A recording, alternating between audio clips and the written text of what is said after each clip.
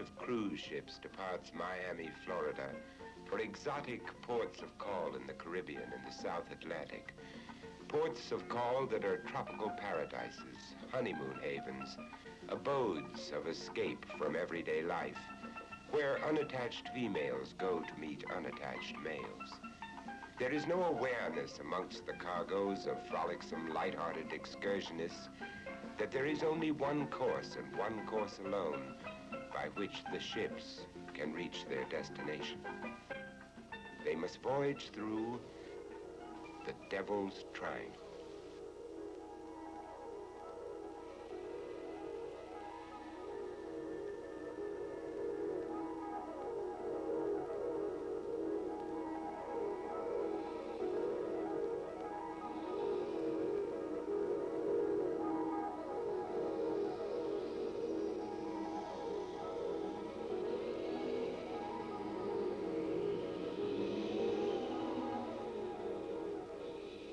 This ship also made a passage into the Devil's Triangle.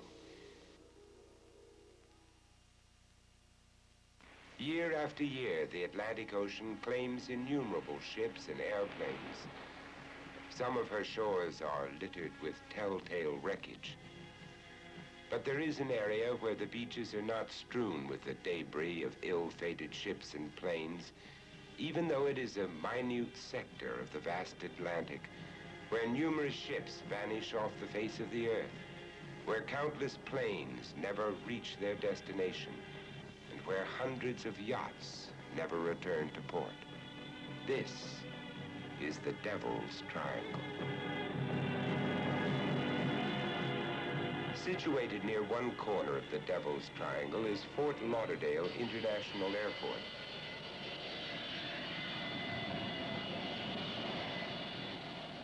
Each autumn and winter, a vast horde of tourists converge here. But what about this man, who leaves the plane alone only after all of the other travelers have disembarked?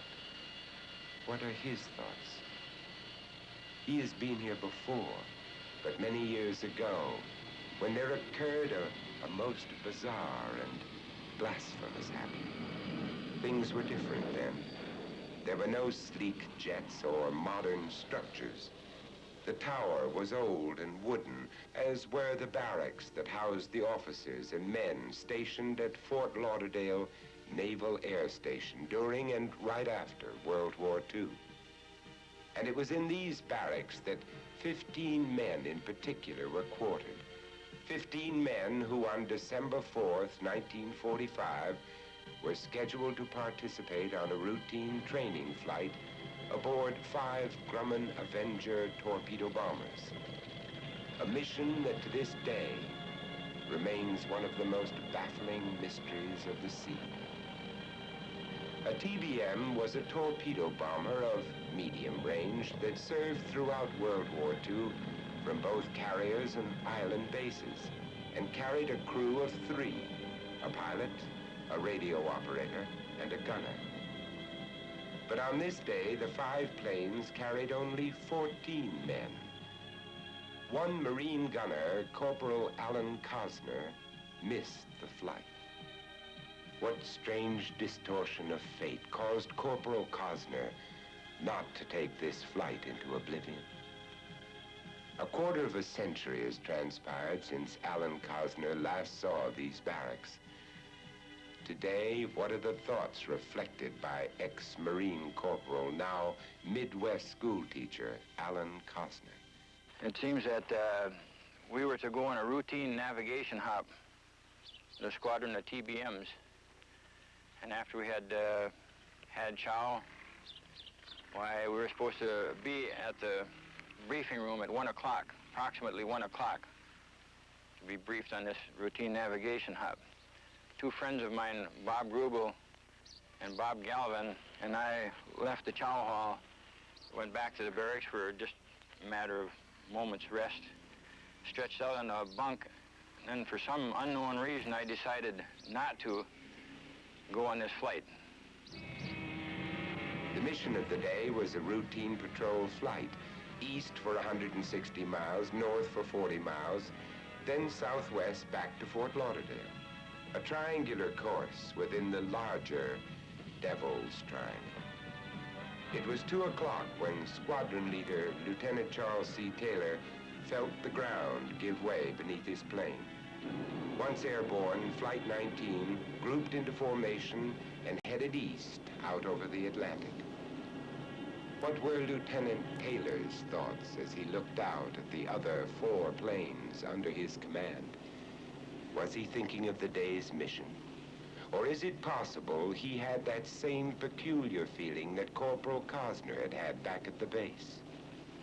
But for Flight 19, it was too late to turn back. Fort Lauderdale Tower received radio contact from the 5 planes 15 minutes before they were due to land. But they did not request landing instructions as expected. We seem to be off course. We cannot see land. Repeat, we cannot see land. We're not sure of our position. We seem to be lost. We don't know which way is west. Everything is wrong. Strange. We can't be sure of any direction. It looks like we are...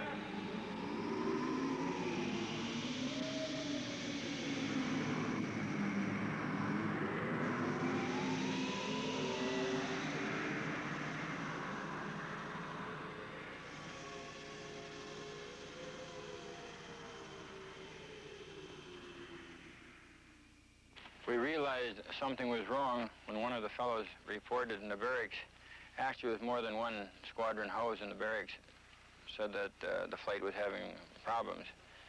So I walked over alone over to the tower, and from there I heard garbled voices stating that they were low on fuel, and actually something was wrong. They actually didn't know it was navigational problems, compasses, or what. There was a mention of white water. White water meaning actually what? What could white water really mean? Squalls. It would certainly not take down 5 planes in a small squall. I then waited a little bit longer, and the last actual sound that we heard was garbled voices saying that we're completely lost.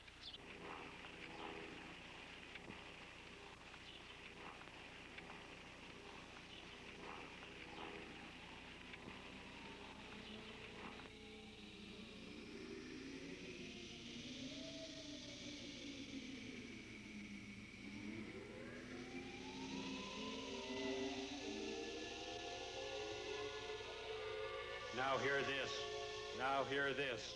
All members of Avenger Flight 19, stand by for roll call. Taylor, Charles C. Harper, Walter R. Devlin, George F. Bosse, Joseph T. Thielander, Herman A. Baloo, Bert E. Powers, Edward J. Thompson, Howell O. Peonessa, George R. Stivers, George W. Galvin, Robert F. Rubel, Robert P. Gerber, Boris J. Lightfoot, William L. Cosner,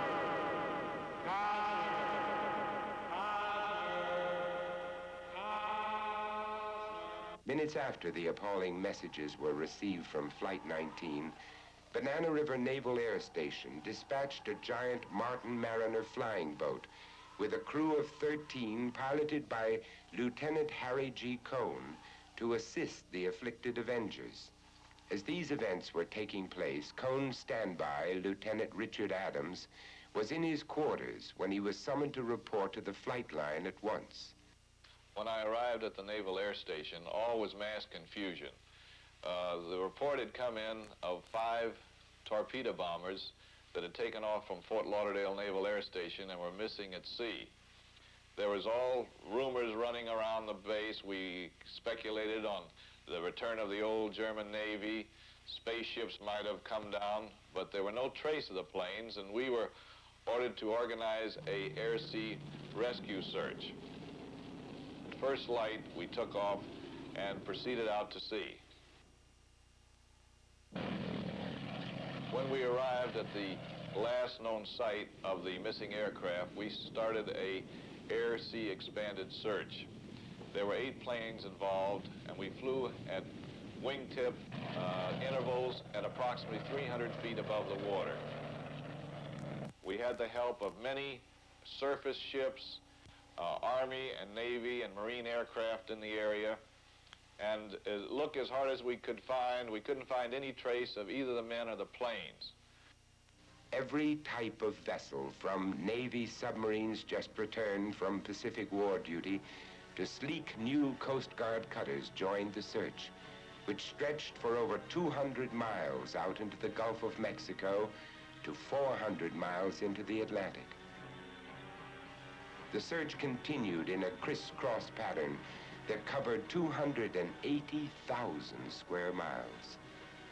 But when the ships and planes returned to their bases, the story of the missing men and planes was the same. No survivors, no victims, no wreckage found. No survivors, no victims, no wreckage found. Yes, the story was the same, except for one astounding fact. We received an urgent radio message that we were now searching for 6 planes instead of 5. Harry Cohn, who had taken off previously in the first PBM, was missing, as well as his 12-member crew. They apparently had disappeared while they were out searching. They apparently had disappeared while they were out searching in the Devil's Triangle. The mystery of the tanker Marine Sulphur Queen commenced when the tugboats pulled alongside and gently nudged her bow seaward toward the Gulf of Mexico for what was to be the last time on February 2nd, 1963. Her crew of 39 could have had no apprehension as the lines from the tugs were cast free that they'd never reach their destination, Norfolk, Virginia. The 7,000-ton tanker cleared her final port of call, Beaumont, Texas, and was now alone, entering one of man's last unconquered realms, the open sea.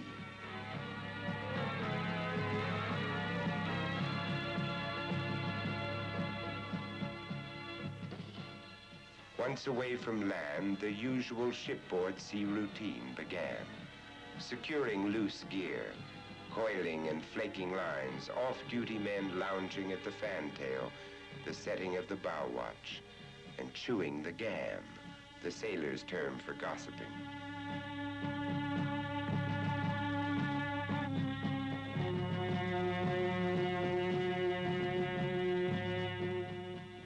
Her cargo of molten sulfur was sustained at a temperature of 370 degrees Fahrenheit by live steam passing through steel heating coils supplied by pipes along the deck.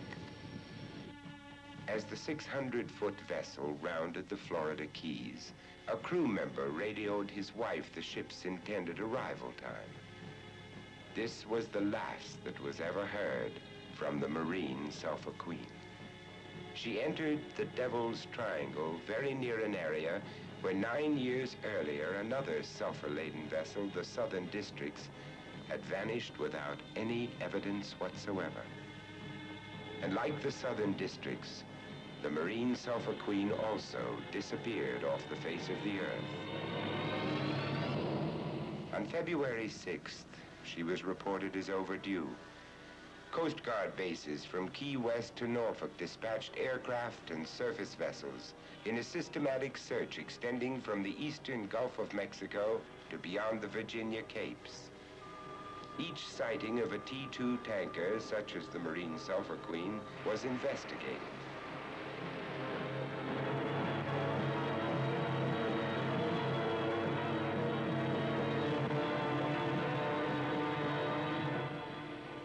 Ship after ship was checked out, but none proved to be the doomed tanker. In June 1969, at a deposition hearing in New York, a retired sea captain, George H. Grant, theorized that the tanker had encountered a freak giant wave, rolled over, and sank.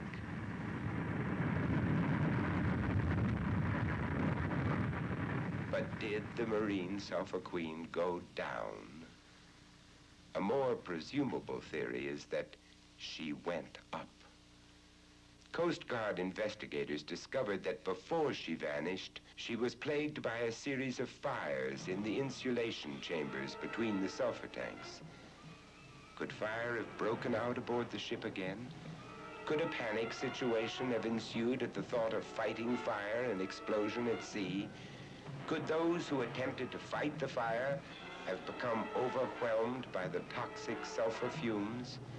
Sulfur fumes that could have radiated throughout the vessel by way of the air ducts and ventilators, overcoming all hands, including the radio operator, even before a distress signal could be transmitted. Could the Marine Sulphur Queen have become so disseminated in sulfur fumes that she became a floating bomb? And when the cold seawater came into contact with the molten sulfur, shortly after the Marine Sulphur Queen was listed as missing, Miami boat builder John Almond and his son were driftwood hunting on Key Biscayne, Florida, a short distance from where President Nixon's winter White House is located. As we walked along, suddenly we saw this bird in the water, semi-afloat and semi-up on the beach. My son ran over to it. He saw immediately that it had most of the letters of the words Marine Sulphur Queen on her. So we turned the boat over and could see that the back had been blackened and burned, but that the front of the board where the letters were relatively untouched, and so we speculated that it had been blown off with some force from the bridge of the Marine Sulphur Queen.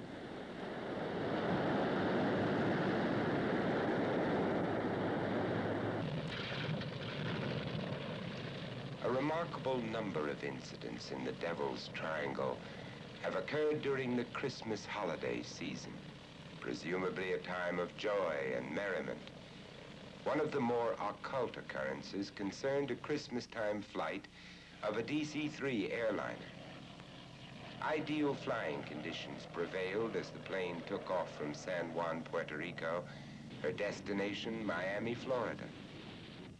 A 1,000-mile flight that was scheduled to land just before dawn was under the command of Captain Robert Lindquist of Fort Myers, Florida. Aboard were 32 passengers, including 2 babies, in addition to her crew of 3.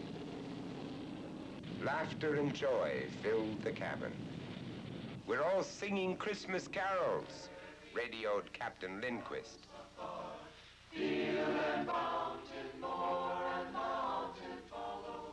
At 4:13 a.m., minutes before she was due to land, the plane radioed, "We're approaching field, only 50 miles south of Miami. All's well. We'll stand by for landing instructions. We can see the lights of Miami now." The tower operator acknowledged the message, but he received no reply to his landing instructions. The plane and all 35 aboard her had vanished within sight of Miami. Her last reported position was over water no more than 20 feet deep. And it was during the 1967 Christmas season that there befell another chapter to the Devil's Triangle. Dan Burak, a Miami Beach hotel owner, invited his good friend, Father Patrick Horgan, a Catholic priest from Fort Lauderdale, aboard his cabin cruiser to behold the Christmas lights of Miami from a mile out at sea, a mile that was to stretch into infinity. At 9 p.m., Miami Coast Guard received a message from Burak that his boat had struck a submerged object. At 9:03, a Coast Guard crew was on its way to assist. These were men who knew these waters like the back of their hands. They were professionals. Meanwhile, the two men, knowing their boat was unsinkable due to built-in flotation chambers, had little to do but watch the lights from the vicinity of buoy number 7, 1 mile off Miami Beach.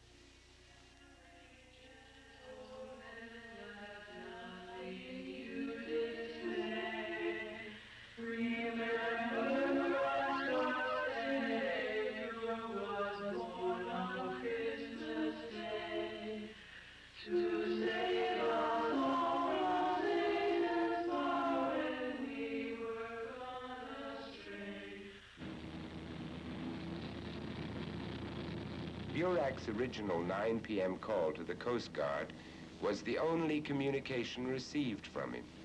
There were other boats out that night, but apparently none heard or responded to the call for assistance. Unaware that they'd be spending their Christmas searching for a missing boat, the Coast Guardsmen reached the location given by Burac, but found only the buoy marking the ship channel into the harbor. There was no sign of the disabled boat or its occupants. Even though the missing boat was last heard of in an area lit by the glow of lights from Miami Beach, she was still in the Devil's Triangle. After the search was called off, a Coast Guard spokesman said, "We presume they are missing, but not lost at sea." And missing they were. Father Patrick Horgan, Dam Burac, and a 23-foot cabin cruiser that lived up to its name, Witchcraft.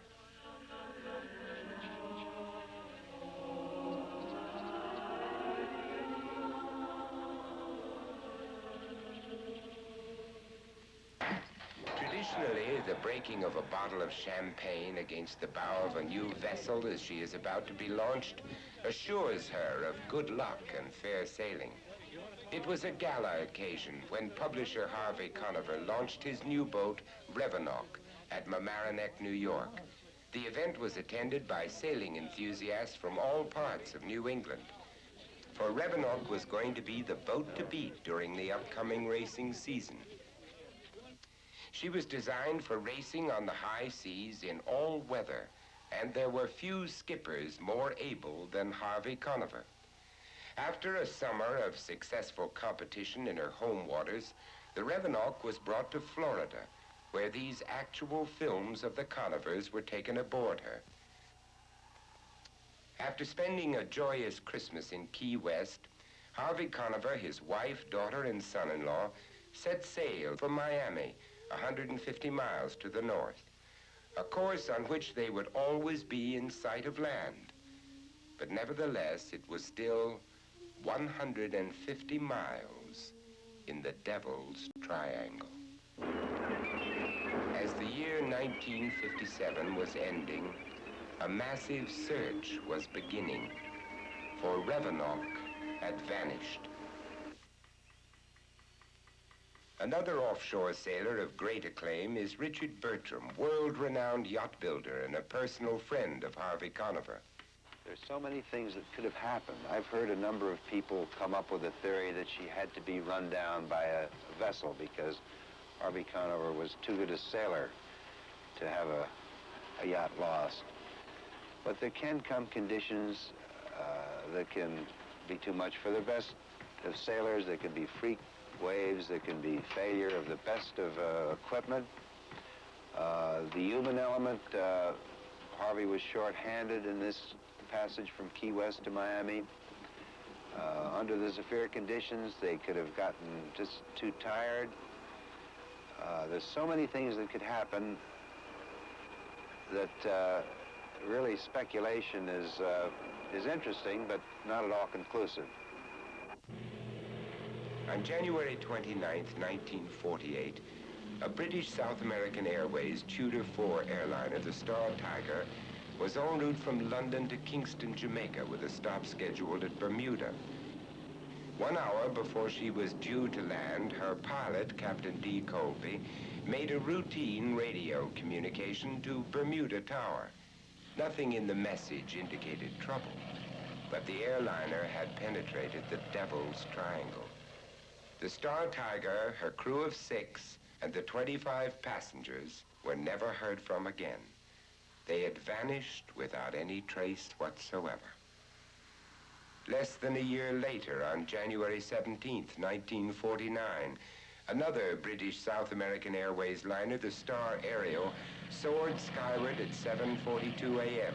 from Kindley Field, Bermuda, with a crew of 4 and 20 passengers, bound from London to Kingston, Jamaica. A short time later, her pilot, Captain J.C. McPhee, radioed that the 4-engine Tudor 4 had reached cruising altitude and was switching radio frequency to Kingston. On duty as air controller at Bermuda Tower that day was Henry White, who now, 2 decades later, is an oceanographer at Nova University Oceanographic Laboratory. It wasn't until about a half hour after the Tudor 4 left the runway in Bermuda that we were alerted that there was a possible aircraft disappearance. It could have been a communications failure. The British Cable and Wireless, who handled the commercial aircraft after they left the Air Force control zone, notified us that they could no longer receive the Tudor 4. We attempted to contact it on our military frequencies, but without success. Once again, as ideal flying weather prevailed in the Devil's Triangle, another aeroplane, without any illusion of distress, flew off into the unknown.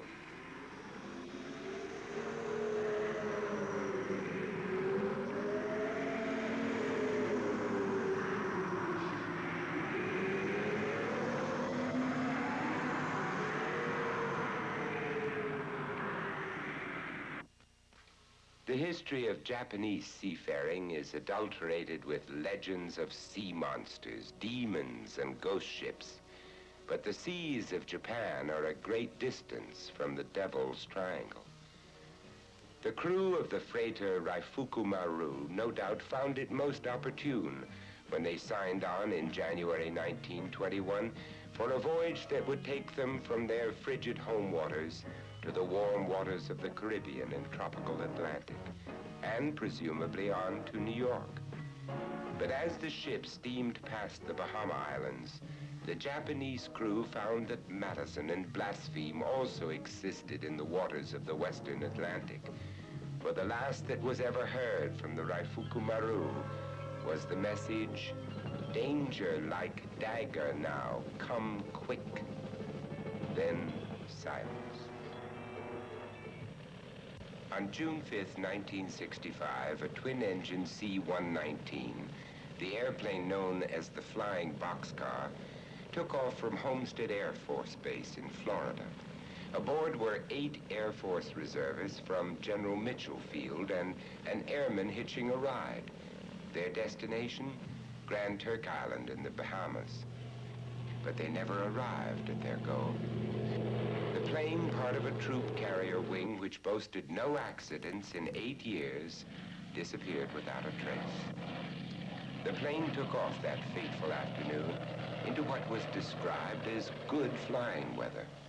The pilot, Major Louis A. Giuntoli, was a combat veteran of World War II and Korea. Routine radio communications were made as the plane left the coast of Florida behind and headed southeast into the Devil's Triangle. About the time the C-119 was due to land, the tower operator on Grand Turk picked up a strange, uninterpretable message. Did Major Giuntoli send it?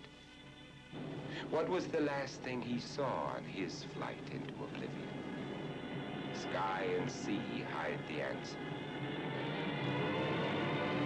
We've told you of propeller planes, but what about jet-age aircraft capable of flying above any interference created by an oceanic phenomenon? 2 KC-135 Stratotankers took off from Homestead Air Force Base on August 28, 1963. These were the first 2 jet aircraft to add their names to the ambiguous chronicle of the Devil's Triangle. Their fate was still unperceived as each taxied to take off into the unknown, leaving the humid atmosphere of Florida's late summer behind. 11 crewmen were aboard the two planes. Their destination when they lifted into the sky was secret. The last position they radioed was 300 miles southwest of Bermuda. Then they vanished.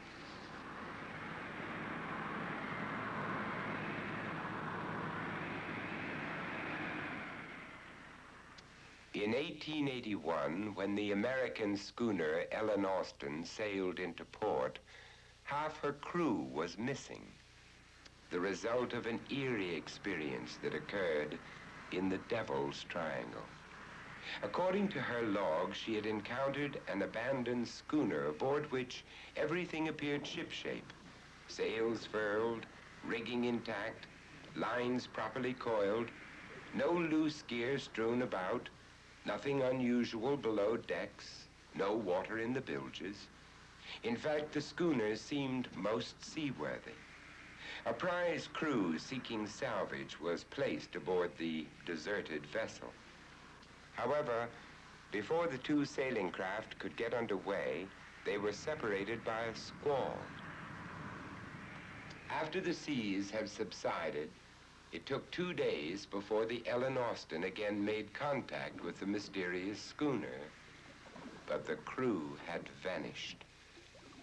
After what must have been a considerable amount of persuasion, a second salvage crew was placed aboard the strange schooner. But again, before the two sailing craft could set sail, a second storm moved in. When the tempest had passed, the enigmatic schooner was nowhere to be seen. The phantom-like ship and half the crew were never seen again.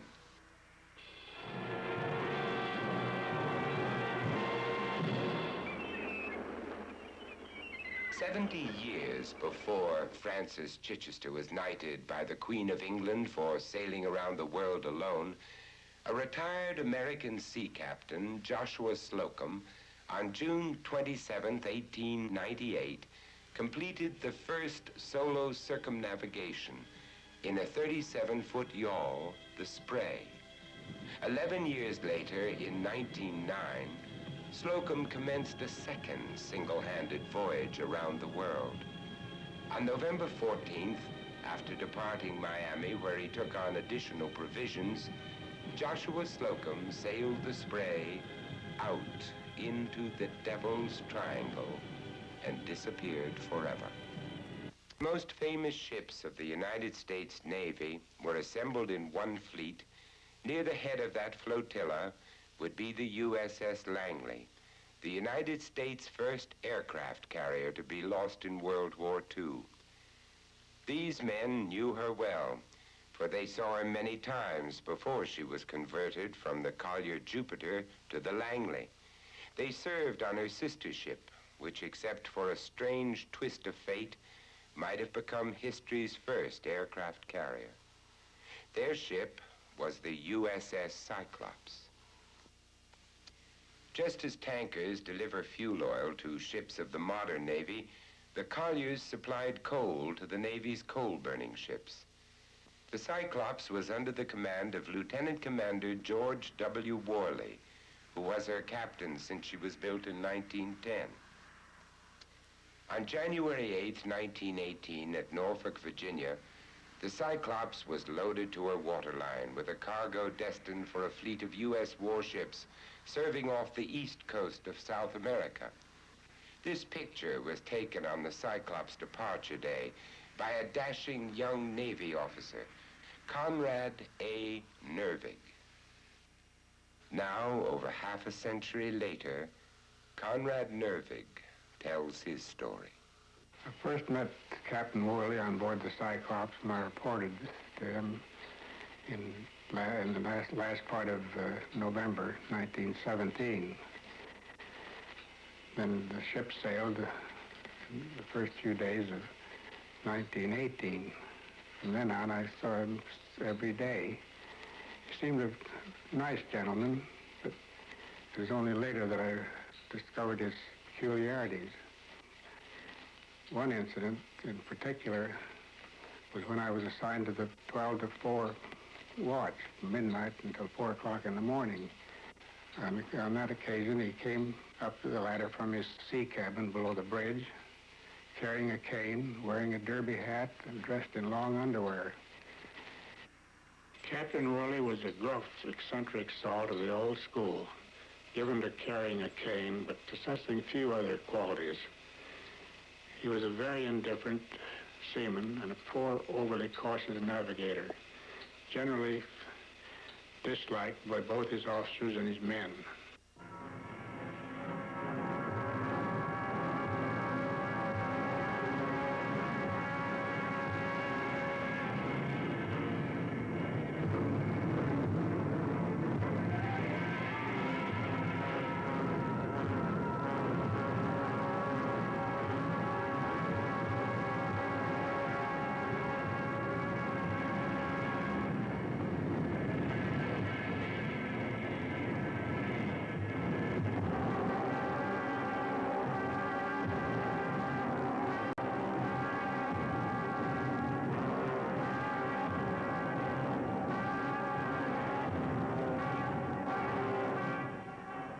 The Cyclops sailed through the Devil's Triangle on her voyage south, but not without incident. So many untoward things happened to this Cyclops on her trip to South America. First, in leaving the harbor at Norfolk, she almost had a collision with the USS Survey.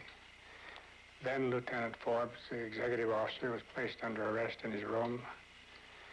The third was one of the engines broke down, had to finish the trip on one engine.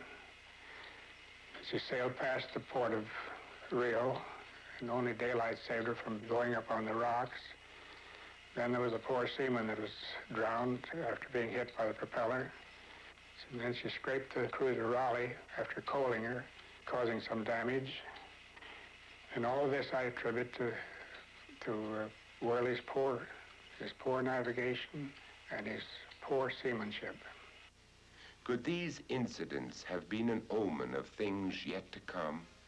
For the Cyclops would once again enter the Devil's Triangle on her voyage home. But this time, the Cyclops reached her destination, Rio de Janeiro. On February 21st, 1918, Ensign Nervig was transferred to a supply ship, the USS Glacier. That same day, the Cyclops was ordered to depart Rio for Baltimore. Minutes before the Cyclops was due to sail, her supply officer, Ensign Page, visited Nervig aboard the Glacier. He grasped my hand in both of his and said very solemnly, "Well, goodbye, old man, and God bless you." I was deeply impressed with his finality, which was truly prophetic in its implication.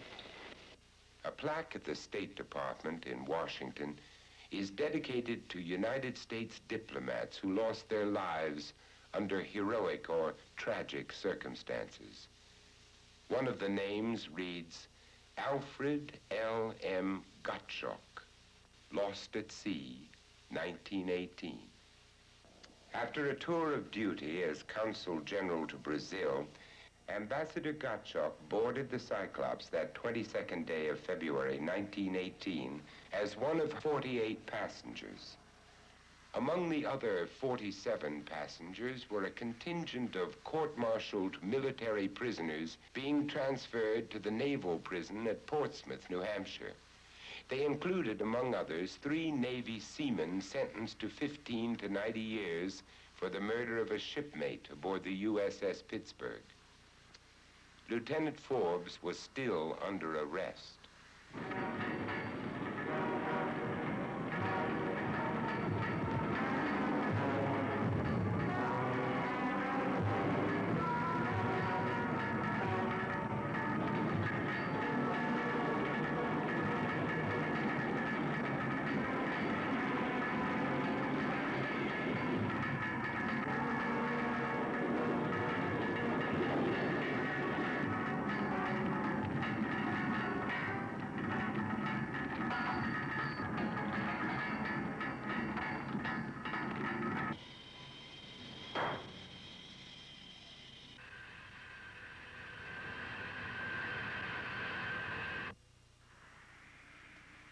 When I saw the Cyclops stand out to sea, I had a feeling of relief that I was not on her.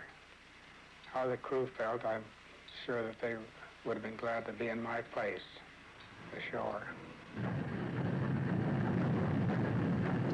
What made this man tick? Was he really a tyrannical master of his ship? Could the thought of serving in a navy that was at war with his German fatherland have done something to George W. Worley, whose real name was Johann Friedrich Wichtmann? Although she had more than enough fuel and stores to reach her destination, the Cyclops failed to proceed directly to Baltimore as ordered. On Sunday, March 3rd, 1918, the residents of Barbados, the easternmost island of the West Indies, sighted a strange-looking ship entering Carlisle Bay at Bridgetown. It was the Cyclops.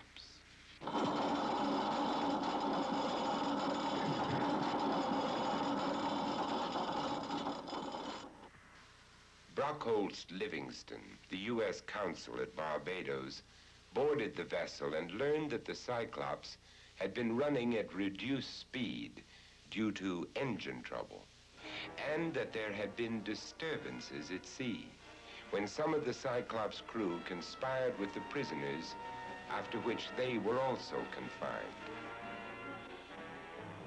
And one was apparently executed. The first Navy shipboard hanging since 1849. A cable to this effect was sent by Mr. Livingston to the State Department. The next afternoon, the Cyclops weighed anchor for the last time and put out to sea. But to the astonishment of those who watched from shore, the big ship did not turn north towards the United States. She headed south and steamed away from her destination and disappeared over the horizon. Captain Worley, his crew, his passengers, his ship, and the prisoners of the Cyclops were never seen again. They had once more entered the Devil's Triangle.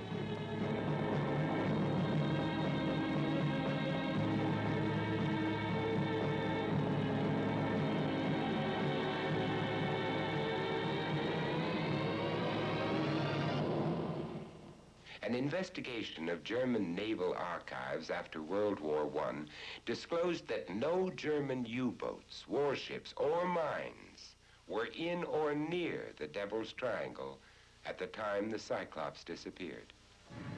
However, far up in the North Atlantic, a British ship was sunk with all hands. Her name, Cyclops. But there is yet another chapter in the story of the USS Cyclops. It took place at St. Thomas in the Virgin Islands many years later. Two of the Cyclops sister ships, the Nereus and the Proteus, were sold to a private shipping company in 1940. They left St. Thomas in the fall of 1941 for Norfolk, Virginia. Both ships vanished without a trace in the Devil's Triangle. Subsequent to the end of World War II, German naval archives were again examined, and analogous to the disappearance of the Cyclops, there were no German U-boats, warships, or mines in the Devil's Triangle at the time the Nereus and the Proteus vanished. But again, far up in the North Atlantic, another British ship was sunk with all hands. Her name, Cyclops.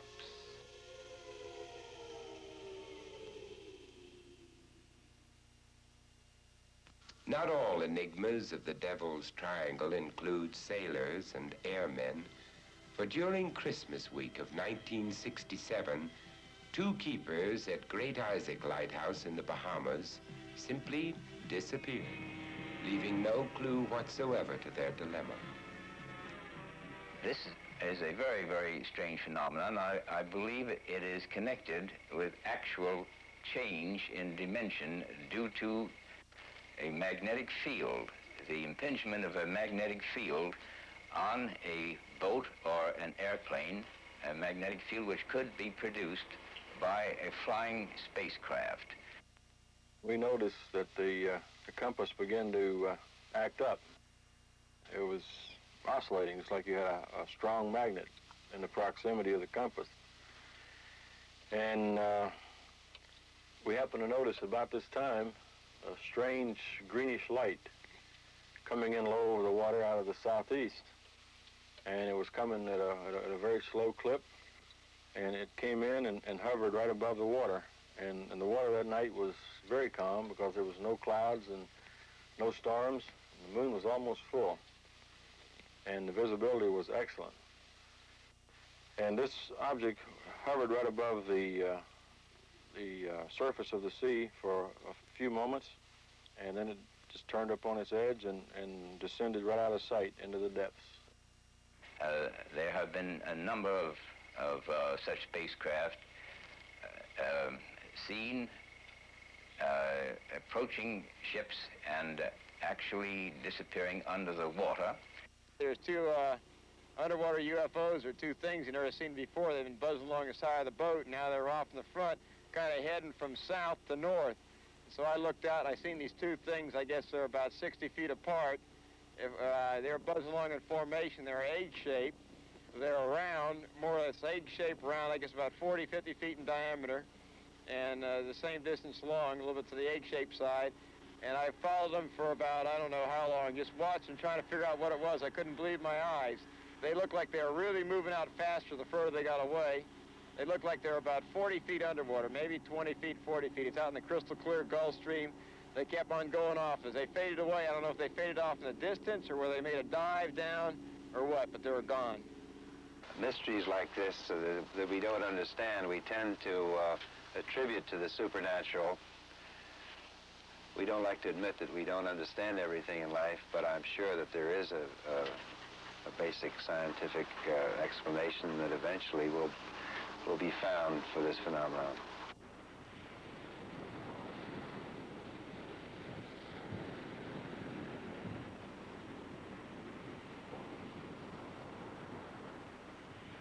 There was a mention of white water.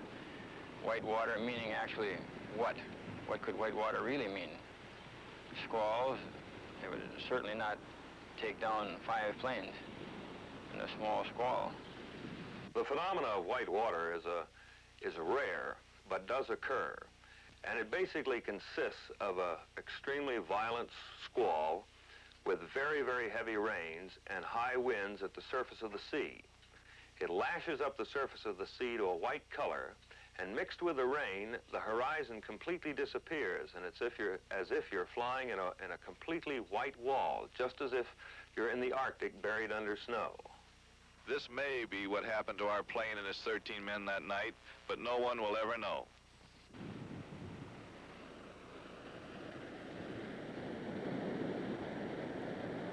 What I have done is, I went back in the past on the pylons, just 5 minutes before they dropped out of the air in the sea. And then it opens, the sea opens. The air on the plane was carrying on, dropped, and the plane goes like that. I have seen that is done with the ships exactly the same. It will happen all the time in the future. In the near future, we'll drop a plane with 80, 90 people.